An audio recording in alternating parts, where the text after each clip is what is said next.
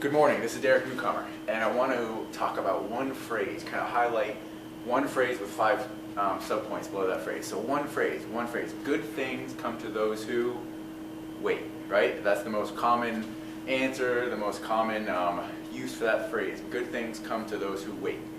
Well, unfortunately, I think most of us, or as a society, we do way too much waiting. Good things come to those who work their butts off. That's a much, much better ending to that phrase. Good things come to those who work their butts off. Why?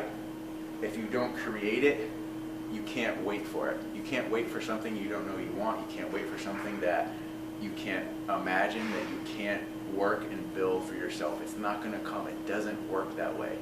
If you want something, you have to go and get the thing that you want. It will not come. Trust me, I've tried. It will not come. You have to go to it. So, five things for good things come to those who work their butts off. You need to implement these 5 things to start that journey. 5. Number 1, you need to wake up with a plan.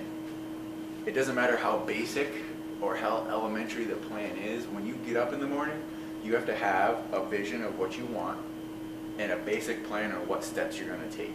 You have to. Even if it's step number 1 and you have no more steps, it doesn't matter. Why? Because when you take that step number 1, it's going to lead to step number 2. It's going to lead to step number 3. So have a basic plan. Have an overarching vision for what you want. Number 2, are you willing to do the thing you're afraid of, or things you're afraid of? There will inevitably be a time, maybe on a daily basis, that something that you're afraid to do will come up that you have to do in order to draw you closer to what your goal is. Goals are not about the goal. Goals are about the process and the character change it takes so when you get to that goal, you can manage and sustain that goal and build off that goal. It's who you become in the process of getting to the goal. So, are you willing to do the thing you're afraid of? Because you will have to do the thing you're afraid of to get to where you want to go. Number 3, are you willing to learn how to sell yourself? Are you learning how to sell yourself? You have to believe in yourself. You have to know how to sell who you are in a humble, confident way, not an arrogant way, in a humble, confident way, but believe in who you are, what you want, and what you want to go get. You need to know how to sell you and who you are and what you have to offer. Number 4, are you making time for what is important? Are you making time? It's not all about money. It's not all about achieving. It's not all about position. Are you making time for what's important? For your faith, for your family, for your fitness, for your nutrition, for whatever is going to sustain you and whatever is going to also reap the rewards of your growth in the long term and the goals that you achieve. Are you making time for what's important?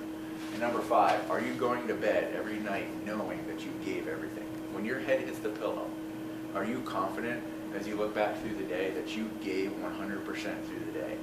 Can you sleep comfortable knowing the effort that you gave was all the effort that you had for those 8, 10, 12, 14, 16, how many hours you put in that day, that you gave 100% effort toward where you want to go? So again, good things don't come to those who wait for it. Good things come to those who work their butts off. So have a plan. Do the thing that you're afraid of.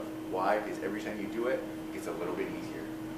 Learn how to sell yourself in a humble, confident way. Are you making time for what's important? Are you making time for your family, for your faith, for growing yourself? Are you going to bed knowing that you gave everything that you had? Derek Newcomer, work your butts off.